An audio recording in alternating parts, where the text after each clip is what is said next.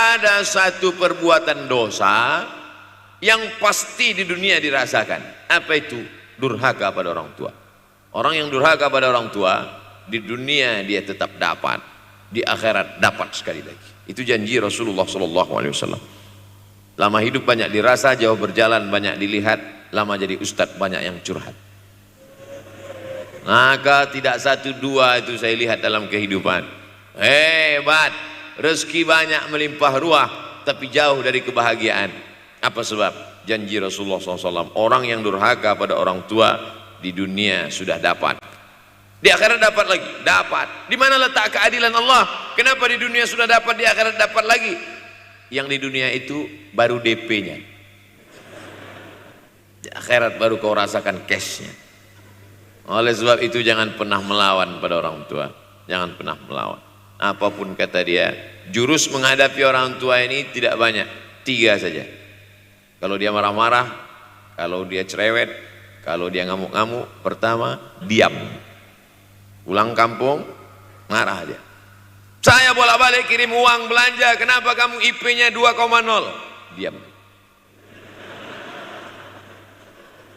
Yang kedua, diam. Yang ketiga, diam. Kalau belum bisa membahagiakan, jangan susahkan dia. Kalau belum bisa menunjukkan prestasi, jangan susahkan hatinya. Jangan sampai belum ketemu dengan wajah kita pun dia sudah susah hati. Baru nama kita muncul di HP-nya, kumat darah tingginya. Bunyi handphone dia lihat nama kita di situ, langsung berubah detak jantungnya. Karena ternyata bukan nama kita di situ dia buat. Siapa? Troublemaker. Oleh sebab itu jangan susahkan orang tua. Saya tidak ujuk-ujuk langsung jadi ustadz. Saya sempat jadi mahasiswa terlama di dunia. Saya kuliah di Mesir tahun 1998 sampai 2002. 4 September 1998 menginjakkan kaki di Kairo. November pulang tahun 2002. Tidak pernah sekalipun saya menyusahkan orang tua saya. Tak pernah saya minta uang pada mereka. Sampai almarhumah emak saya bertanya, kau makan apa di sana? Makan nasi, saya bilang. Dari mana dapat uang? Beasiswa saya cukup, mak. 162 pon. 50 untuk makan, 50 untuk rumah, tinggal 62. 20 dibagi lagi untuk ongkos, 20 untuk buku, 20 disimpan, mana tahu demam sakit nggak ada uang. Sampai pulang. Sampai akhirnya dia kasih tanya, gimana caranya ngirim uang supaya nanti di akhirat kalau Allah bertanya, pernah nggak ngirim uang? Pernah. Ya, saya tak mau menyusahkan. Saya menganggap kalau nanti saya minta hatinya susah, kalau nanti saya banyak minta saya tak bisa balas, maka saya bukan berarti mengajak adik-adik tidak minta uang. Saya paham tak semuanya dapat beasiswa, artinya minta. Cuman kalau minta ya pulang nanti sampaikan ke orang tua, saya sudah dengar ceramah Ustaz Somad, maka saya tidak minta lagi, mah. Tidak. Tapi tolong dirapel setahun sekali aja. Kalau mau merasakan bagaimana sayang mereka, coba hilangkan sayangnya itu agak 1 bulan, 2 bulan, 3 bulan, itu baru terasa. Karena sifat manusia ini kalau sudah tidak ada baru terasa. Judul lagu Roma. Kalau dia masih ada di depan mata kita, masih dekat dengan kita, kita merasa dia biasa-biasa saja. Tapi kalau dia sudah tidak lagi ada, itu barulah. Oleh sebab itu coba kalau mau merasakan, kasih tahu dia, papa, mama, untuk biaya kuliah saya 1 semester ini tolong jangan kasih dulu.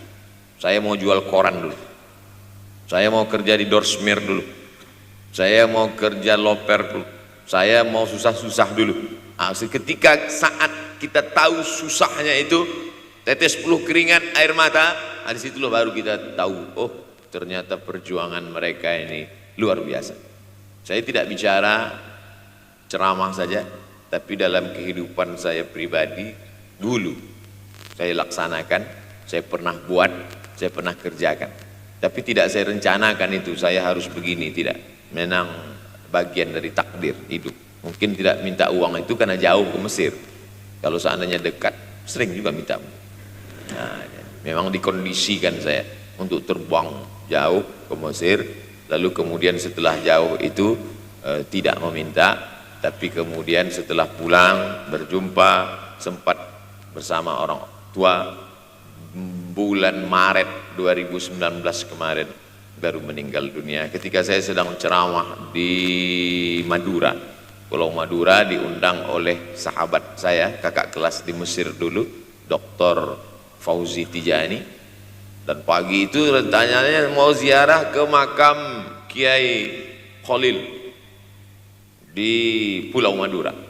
Begitu mau ziarah langsung dapat SMS segera pulang karena orang tua meninggal dunia. Akhirnya saya langsung ke airport Surabaya dan langsung pulang.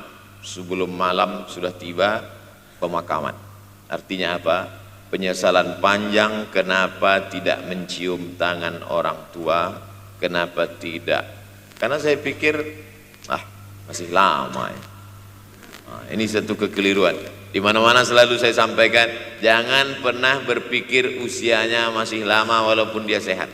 Karena sehat walafiat, tidak ada kurang satu apapun. Masih lama. Ternyata apa yang terjadi? Berangkat hari Sabtu, hari Ahad tausiah, hari Senin pagi, tanpa sebab, tanpa penyakit. Oleh sebab itu kalau masih hidup orang tuamu di rumah, pulang. Tapi jangan ini jadikan alasan. Besok nggak masuk kelas, kemana? Pulang semua.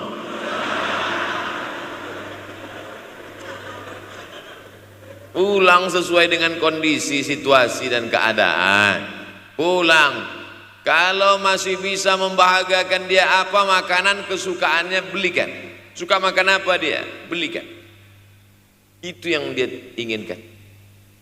Andai kita gendong dia dari Yogyakarta berangkat ke kota Makkah, sampai di Makkah tawaf 7 putaran, dari Sofa ke Marwah, pulang lagi ke Jogja, belum tentu dapat membayar sekali teriakan dia saat mengeluarkan kita ke alam dunia.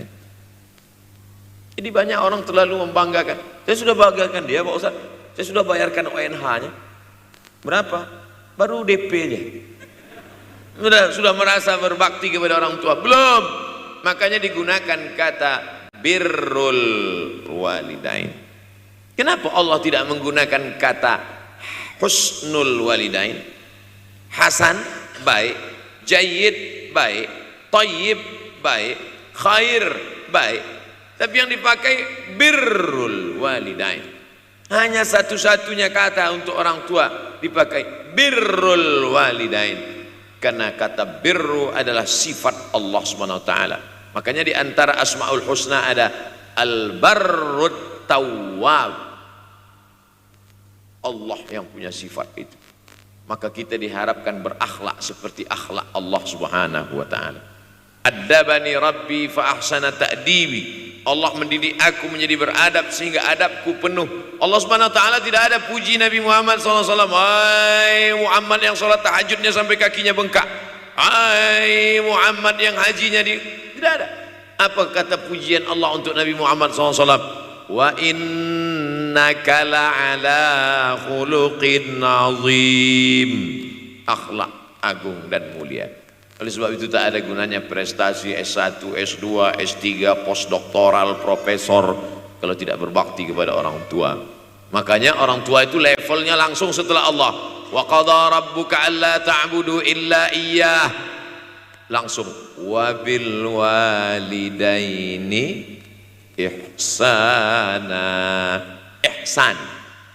Lihat lagi penggunaan kata ihsan dalam hadis Nabi. Jibril alaihissalam datang, rambutnya tidak berdebu, bajunya sangat putih bersih, tapi tidak ada orang yang kenal. Diriwayatkan oleh Sayyidina Umar ibn al-Khattab radhiyallahu anhu, aku melihat ada seorang laki-laki rambutnya sangat hitam, dan bajunya sangat putih, tapi kami tidak ada yang kenal. Ini 3 indikasi ini menunjukkan kebingungan. Kalau ada orang rambutnya sangat hitam dan kita kenal, berarti dia memang orang situ, memang tinggalnya di situ. Tapi dia kalau orang perantau, rambutnya pasti berdebu karena tinggal di gurun pasir. Sekarang kan banyak tuh anak-anak muda yang rambutnya berdebu. Itu berarti orang jauh, bukan orang Jogja. Bajunya sangat putih, tapi kami tidak kenal. Kalau bajunya agak-agak kotor, berarti dia musafir. Pantas kalau kita tidak kenal. Tapi bajunya sangat putih, berarti dia memang orang situ. Tapi kami tidak kenal. Kata Umar bin Khattab, rambutnya sangat hitam, bajunya sangat putih, tapi kami tidak kenal. Dan dia duduk berhadapan-hadapan dengan Nabi, lututnya dekat dengan lutut Nabi, tapi kami tidak kenal. Dia bertanya tentang iman, dia bertanya tentang Islam, dia bertanya tentang ihsan. Setelah selesai baru Nabi bertanya, Umar, ya, kamu tahu siapa tadi yang datang bertanya tentang iman, Islam dan ihsan itu? Tidak. Jibril yu'allimukum dinakum. Tadi yang datang itu adalah Jibril alaihissalam. Orang selevel Umar bin Khattab tidak kenal Jibril. Ada orang Indonesia baru ketemu Jibril.